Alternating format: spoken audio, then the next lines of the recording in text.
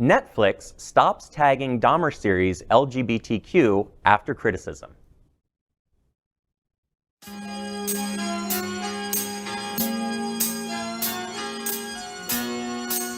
Here we are. Home sweet home. I love you so. I want you to know. Oh, what is that smell? I'm gonna miss your love the minute you walk out that door. So please don't go.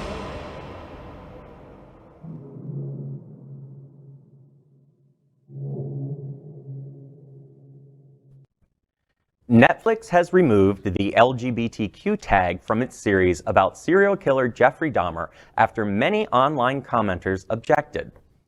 Monster, the Jeffrey Dahmer Story, dramatizes the tale of the Milwaukee man who murdered 17 men and boys between 1978 and 1991. He dismembered many of them and may have cannibalized their body parts.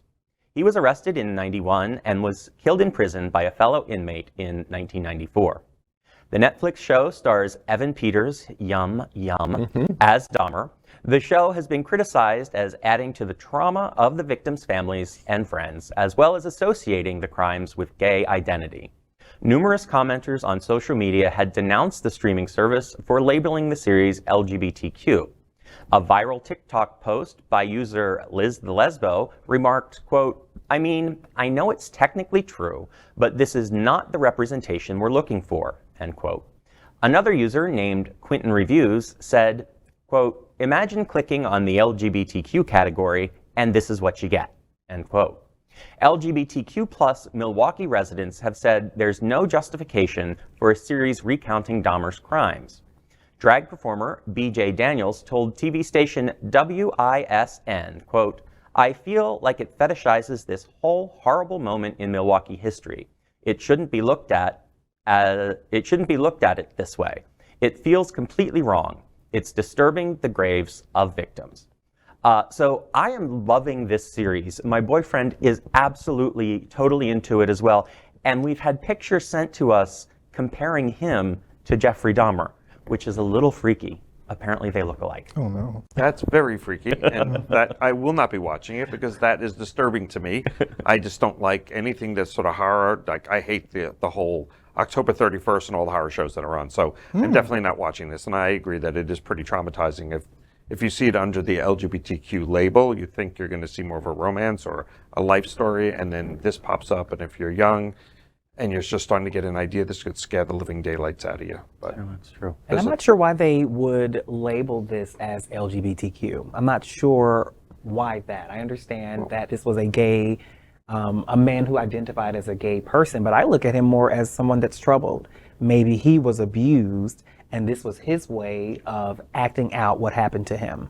Yeah, I'm not sure he actually identified as gay, but that is the general gist of how he behaved. This was a man who committed crimes of convenience and the least resistance. And he found that victimizing gay bar patrons was an easy way to achieve his crimes. He could never accomplish these things today. He could never achieve any kind of social media presence. Everyone would label him for what he is or would be without a moment's hesitation. It couldn't happen today. And it's not the first movie about him at all. There's 2 or 3 other flicks that have been made. why do you think they couldn't happen today? I mean, people still go to bars and pick people up.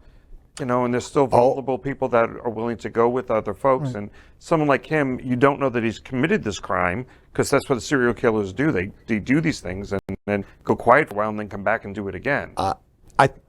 You may certainly be right. I think that there's more of the picking up and the more of the encounters happening online through social media than people being picked up in bars. I don't know that goes on much anymore, getting picked up in a saloon. Now, having a saloon. When's the last time you got to a bar? I'm 68 years old, and I still call things like that saloons. Hooked it to the corral outside. You know what's interesting? A fellow anchor of ours, Porcelain, actually posted a status on Facebook about this, and there was a lot of conversation. People are very passionate about this show because there's a lot of things that are coming to light in regards to the show. One, yes, I think Evan Peters is attractive. Hi. But I do feel it is kind of strange, like with the show You, how people were romanticizing this murderer, this criminal. I think I have issues with that.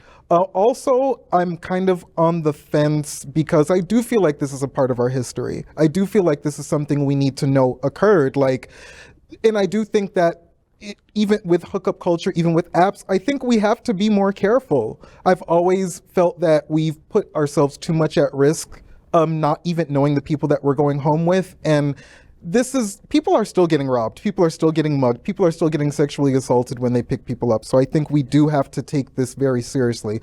Also, in the Facebook status, and I hope this is okay with you, Jamal, I love you, but that was a good Facebook status update. Somebody brought up the fact that the victims were mostly queer men of color. And if you think about back in the day, how many people, of course, people of color, but just even being queer alone, would the police be to our defense if they knew that a gay man was missing?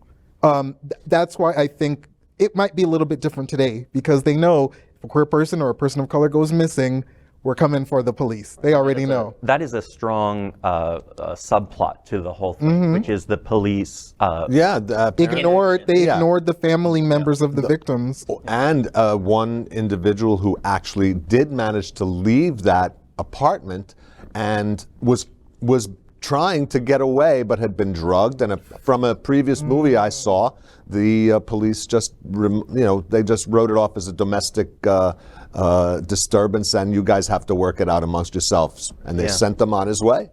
I think that I think it's a brilliant series. I really do. I think it's really well done. I think it's well written. I'll have to take a look well at acted. it. I will have to take a look at it. But I think to underscore kind of what the story we've just reported is saying, and to your point too, Glenn, the fetishizing of this guy and this act is really a problem. Well, that's the thing. He's real. And I think we have no problem creating films about serial killers who aren't real. We love watching that stuff if you're into the genre.